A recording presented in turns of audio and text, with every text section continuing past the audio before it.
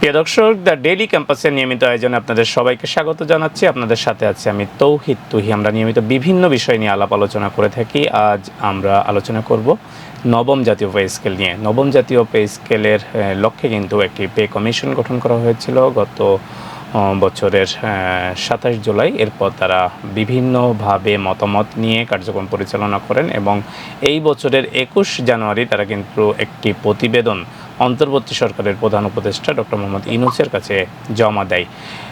কিন্তু এই প্রতিবেদন জমা দেওয়ার পরও এখন পর্যন্ত প্রতিবেদন বাস্তবায়নের মুখ দেখেনি, বা যদি আমরা বলি প্রতিবেদন বাস্তবায়নের গেজেট হয়নি। যেই বিষয়টি নিয়ে মূলত কর্মচারীদের মধ্যে অসন্তোষ বিরাজ করছিল এবং সবশেষ তারা বড় ধরনের কর্মসূচিতে দেয় প্রধান উপদেষ্টার বাসভবনের সামনে, এবং সেখানে প্রশাসনের পক্ষ থেকে কঠোর হাতে আইনশৃঙ্খলা বাহিনী তাদেরকে দমন করে সেখান থেকে সরিয়ে দেয়।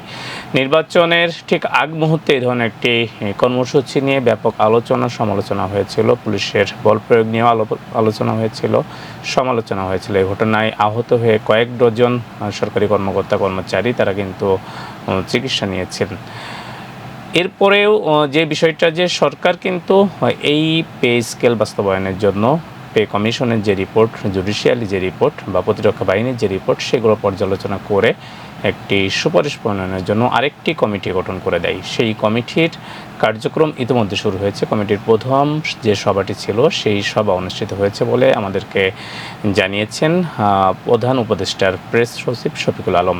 তিনি বলেছেন এই কমিটি তাদের প্রথম যে সভাটি ছিল সেই সভা কিন্তু করেছে এবং সবাই কী বিষয়ে আলোচনা হয়েছে সে বিষয়েও তিনি বলেছেন। তাই আমরা যদি একটু দেখে নিই যে এই কমিটিতে আসলে কারা রয়েছেন। মূলত তৎকালীন সময়ের মন্ত্রিপরিষদ বিভাগের যিনি সচিব ছিলেন তার নেতৃত্বে এখানে প্রতিরক্ষা বিভাগের সচিব ছিলেন, এখানে জনপ্রশাসন মন্ত্রণালয়ের সিনিয়র সচিব ছিলেন, মাধ্যমিক ও উচ্চ মাধ্যমিকের যিনি সচিব ছিলেন তিনি ছিলেন, অর্থ বিভাগের সচিব ছিলেন, এবং আরও কয়েকজন কর্মকর্তা এখানে ছিলেন। তাদেরকে নিয়ে কিন্তু উচ্চ পর্যায়ের এই কমিটি গঠন করা হয়েছিল।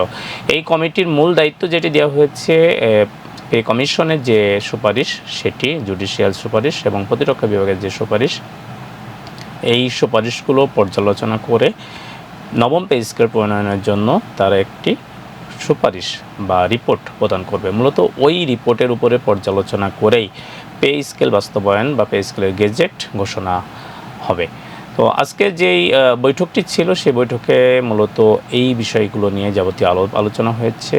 বৈঠকের সূত্রগুলো থেকে আমরা যতটুকু জানতে পেরেছি যে পে স্কেল বাস্তবায়ন নিয়ে এবং এই সবগুলো রিপোর্ট তারা পর্যালোচনা করছেন এবং সেখান থেকে একটি সিদ্ধান্তে আসার জায়গা কিন্তু তৈরি হয়েছে। তারা একটি সিদ্ধান্তে আসবেন এবং তার প্রতিবেদনটি সরকারের কাছে জমা দিবেন।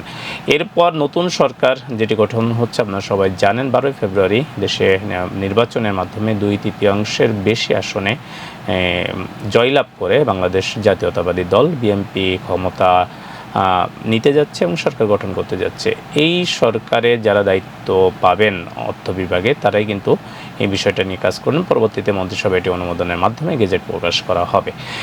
আমরা বেশ কয়েকজন নেতার সঙ্গে কথা বলেছি বিএনপির, এবং যারা অর্থ মন্ত্রণালয়ের দায়িত্ব পেতে পারেন এবং এরকম কয়েকজনের সঙ্গে কথা বলেছি। তারা বলেছেন দায়িত্ব নেওয়ার পর বা দায়িত্ব গ্রহণের পর মূলত পে স্কেল নিয়ে তারা পরিকল্পনা তাদের যেটা রয়েছে সেটি উপস্থাপন করবেন বা সেটি জাতির সামনে প্রকাশ করবেন। এর আগে কর্মচারীরা কিন্তু বলছেন যে তারা যে কঠোর আন্দোলনের দিকে গিয়েছিলেন, শেষ পর্যায়ে তারা চেয়েছিলেন অন্তর্বর্তী সরকার পে স্কেল নিয়ে একটি বার্তা দিয়ে যাক, একটি সুখবর দিয়ে যাক, একটি গেজেট প্রকাশ করে দেওয়া যাক, যাতে সরকারি কর্মকর্তা কর্মচারী যারা আছেন তারা তাদের যে সমস্যাগুলো আছে সেই সমস্যাগুলো কাটিয়ে উঠতে পারে। কিন্তু সেটি যেহেতু হয়নি, নতুন সরকারের কাছ থেকে তারা প্রত্যাশা করছেন যে নতুন সরকারের প্রথম দিকেই যেন পে স্কেল নিয়ে একটি ইতিবাচক ঘোষণা আসে বা পে স্কেল বাস্তবায়নের জন্য তারা যাতে গেজেট প্রকাশ করে এবং নতুন সরকারের প্রথম কাজই হোক পে স্কেল বাস্তবায়ন, এরকমও কিন্তু দাবি বা আহ্বান জানিয়েছেন কর্মচারী নেতা যারা রয়েছেন। তাদের সঙ্গে আমরা কথা বলেছি।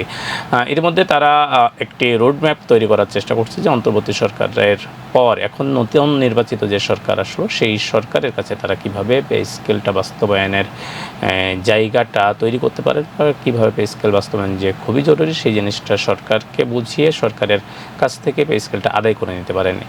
এই রোডম্যাপ তৈরি করার জন্য কিন্তু তারা ইতিমধ্যে বৈঠকে মিলিত হওয়ার পরিকল্পনা করছেন। তো সেই বৈঠকে মিলিত হওয়ার পর তাদের কর্মসূচি বা তাদের অবস্থান আমরা বিস্তারিত জানতে পারবো। আজকে যে বিষয়টা আমরা পরিষ্কার করতে চাই সেটা হলো যে প্রণয়নের পে স্কেল প্রণয়নের যে কমিটি তারা কিন্তু সভা শুরু করেছেন, মানে তাদের কার্যক্রম পরিচালনা করা শুরু করেছেন। অর্থাৎ এই কার্যক্রম থেকে যদি একটি সুপারিশ আসে সেক্ষেত্রে নতুন সরকার সেটি বিচার বিবেচনা করে একটি পে স্কেল ঘোষণা দেওয়ার মতো জায়গা তৈরি করতে পারে।